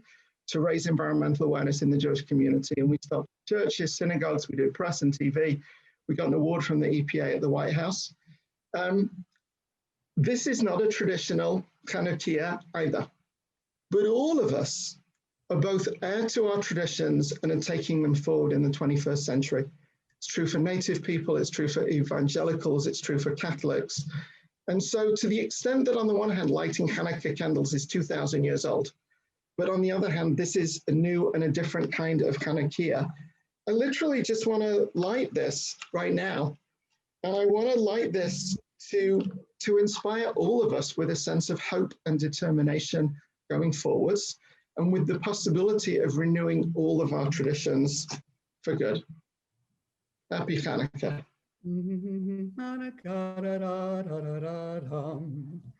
Gather round together. Forget the words, but I love that song. Happy Hanukkah, everyone, and thank you for that blessing. Happy And Hanukkah. this is really a joyful moment. So, Well, Todd, before you ask that question, Nigel, I'm gonna send you my address, and I need to borrow that Hanukkah for the weekend. I'll send it back to you. we're all gonna borrow it. I think there's one, the multiple faith bong, that would be the interfaith bong. That's a new one. But the House is ahead of us. They've legalized it, so we're on the path. Oh my goodness. Anyway, well, we should explore these variations and ritual gatherings on the Zoom of world. All right. Next up, we have Reverend Fletcher. Reverend, you're in all the circles, and you know how it's organized and how it's not organized. So, and we're not going to figure this out today, but I would ask you, do you agree that there is a need for more formalized national and, throughout a system of state? The corporations are organized, by the way. If you don't know this, the opposition is in a pyramid of corporate power. They don't have to deal with all these machinations, and that's why they're so powerful. We have vast more power. I believe that, but it is extremely decentralized. So this is what my whole mission in this is. I was here and I'm like, thousands of climate groups. It's unbelievable, really, the potential. But until it's harnessed and speaking as one and working as one, it's not going to be effective. And I think the reality of the moment of where we stand bears that out, because we have all these great things, but yet we have no results. So I would, love to hear your perspective on this and any interest you might have in helping us to forge a more formal, collective, staffed machine to because even with all the bills, if we had one organization said, okay, these are the 20 bills we're fighting for, and here they are listed on one side, here are all the action days, just that basic kind of organization would be extremely helpful to the outside world, to which all of this is just an overwhelming issue because they don't see how to plug in. It's the infrastructure is not transparent. So with that, a big setup again, and then we'll invite everybody to have one last minute to give us some closing thoughts, and then we'll invite Reverend Rashenda back for some closing remarks. So Reverend Fletcher, please take it away. Sure, and I'll, I'm not sure how exactly direct an answer I'll give, but I'll share two thoughts. One is, as I said before, we are concerned about the dire state that we face and are more, I think, deeply moved at this point by figuring out how do we try to shift the culture to make things politically possible that currently aren't. Because the reality at this moment is that there is not anywhere close to the political will to make changes at the scale or speed that's needed. And I say that with full appreciation for the fact that Biden's plan is by a wide margin the most ambitious that any president-elect has ever crafted, and reflects more of the principles and commitments that all of us have been working towards for years. But we're way behind, and it's not enough. So I think that's one piece. Is for us, the big question is, how do we shift the culture? And I think that's a different question than the one you asked, Todd. And I don't mean to be evasive, but that's the question we're thinking about. I think the second piece connects with a great deal of what Roberto said a while back. I mean, at our heart, GreenFaith is a grassroots focused organization. And so we look at how do we elevate leadership from the margins that is what is able to move the center. We've seen in the history of the religious environmental movement that early on, the margins were where this movement started. I think that those of us who are in the grassroots end of this movement owe it to our colleagues who try very hard to move the centers of these different denominations and religions to push really hard so that new things become possible at the center. I think that the same is true for the relationship between the grassroots and staffed national organizations, which by their very nature face the challenge of what does it mean to represent the voices that aren't adequately represented at the table. I'm not a believer in one centralized voice speaking for all. I think that's too much of a concentration in one place. And I think that what's needed is a really vigorous debate that combines what the science tells us about what's needed and what our values tell us about what we stand for. That's the debate that we're interested in.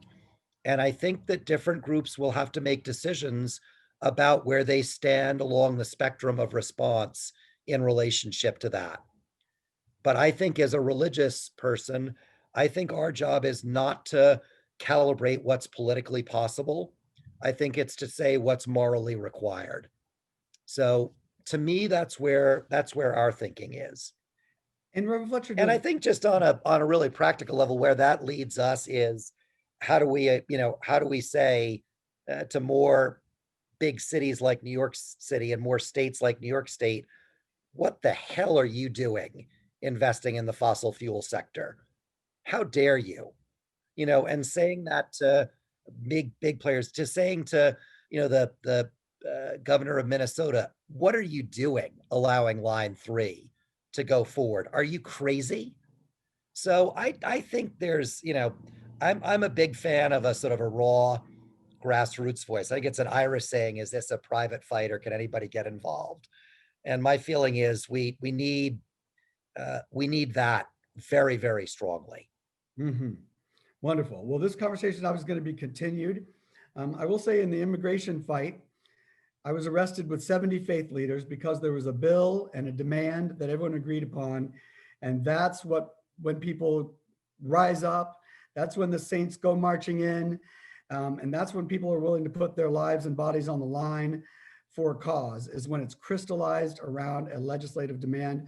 I've never seen anything else really get through Congress that's important or momentous in terms of social change. And the culture has changed to a certain extent. 70% of the people think it's a great thing. So what is the demand that we're all going to, and we then speak with our own voices and we act in our own way, but we have a common goal. So that's the challenge. And as I see it, but I think we're on our way to that conversation. So it's 5 minutes left. I think maybe, and could you want to say, I know with a group like this big, it's hard for us to go around and then save 2 minutes for Rashenda. Rashenda, are you there? Would you like to maybe come in and say your closing remarks, and we'll see if we have an opportunity for, what would it take if we did 15 seconds each? You want to do 15 seconds each? Oh, go ahead. Well, Todd, let me say this. I think that Bishop Fletcher hit on something that was extremely important, not just for you to hear, but for your audience to hear as well. Our goal as faith leaders in this conversation is not necessarily to push legislation, but to push protection for people and planet. And what we're saying is we change the conversation from it being this policy conversation to it being a moral conversation. Is it right or wrong? And I think that's what Fletcher is saying. And when he said, how in the hell can you pass this knowing that it's full well wrong? And that is for us as faith leaders. That is right where we land. That sits in our lap for us to say that, because we have a prophetic voice that we should be speaking truth, not to power, but truth in power, and using our authoritative voice to make our demands known, that we need our people and our planet protected. I feel you and I hear you and I appreciate that. I think that'll be good. And so 3 minutes left. I'm going to invite Reverend Rashenda, and I apologize, we're not going to get the last 30 seconds from everyone. Does anyone feel strongly that they would like to have a last thought? You'd be welcome to. I just want to affirm what Michael just shared. There's a story I really like about a priest who was, he haunted the halls of Congress regularly and was a thorn in the side of his legislator. And his legislator finally got frustrated and said, "What would you have me do then, Father? You keep telling me I'm doing everything wrong." And he said to him, "It is my job to demand that justice roll down like a mighty water. It is your job to figure out the plumbing." It's reductionist. Of course, we need to be in on the policy discussions, but that is our role, Michael, right? It's our role to demand that justice be done. And Fletcher did a great job articulating that too. Mm-hmm. Anyone else would like to say just a brief closing thought? Yeah, Todd. Yeah, Todd, this is Roberto. Just to bring to everybody's to their mind at the forefront that many Indigenous peoples right now around the nation are calling for Representative Deb Haaland, calling on Biden to name her as Interior Secretary. So I hope that could be supported by all those here. Thank you. Mm-hmm. I love when we get specific. Who else would, please, everyone who hasn't, I'm sorry, I'm losing control of the room here because I can't remember who's had it. Shantha, would you like to say something brief in closing? I think everyone said it, but I will just repeat, as we look at this moral imperative to act, the reason why I have chosen to center my time and my remarks so heavily on racial justice is that I believe we will never have the success at having a good climate justice policy unless everybody sees themselves respected, reflected, and engaged in both the what and the how of those policies. And that is why racial justice must come right alongside any climate policy development. Thank you, thank you.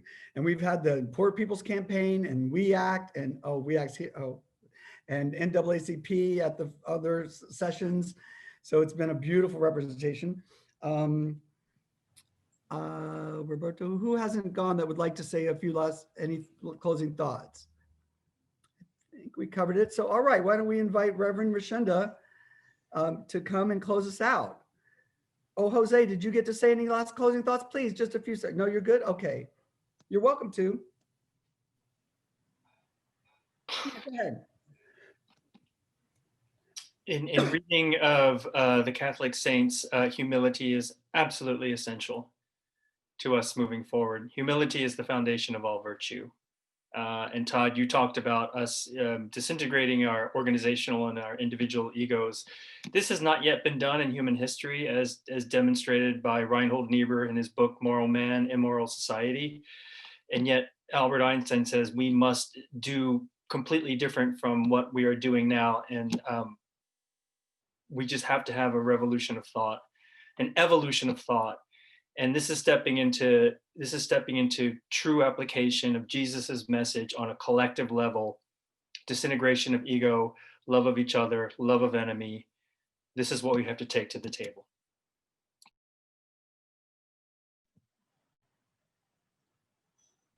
Thank you, thank you. And I would just add radical emergency organizing. You know, the status quo has not worked, right? As beautiful as it is. What are we going to do new that we haven't done before that is going to change what's possible? And with that, Reverend Rashenda, are you here? And Nigel, you already passed because you had that lovely moment, so thank you. I don't see, oh, there she is. Welcome back, Reverend Rashenda. Please close us out. Hello. And we are all so capable of offering closings and benedictions, and I am so grateful to be in such good company. Thank you, everyone, for participating today, whether you were a listener or you used your voice to speak. I'm so grateful for this call to corporate, national, unified morality let it move us, our bodies, into action. And also, happy Hanukkah to our Jewish siblings. Hope is with us. So I want to offer this benediction and blessing as we log out for our break. This is a benediction for the birds, for the winged messengers of hope.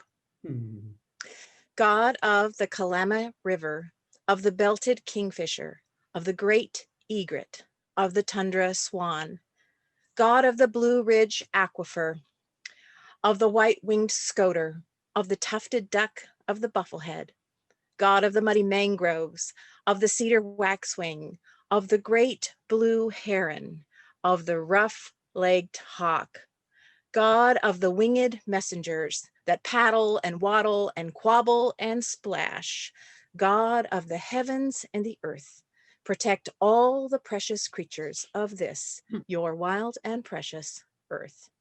Amen. Aho, aho. Amen. Thank you all so much. This was beautiful and such a blessing. After 2 days, this is just enriching and nourishing and hopeful.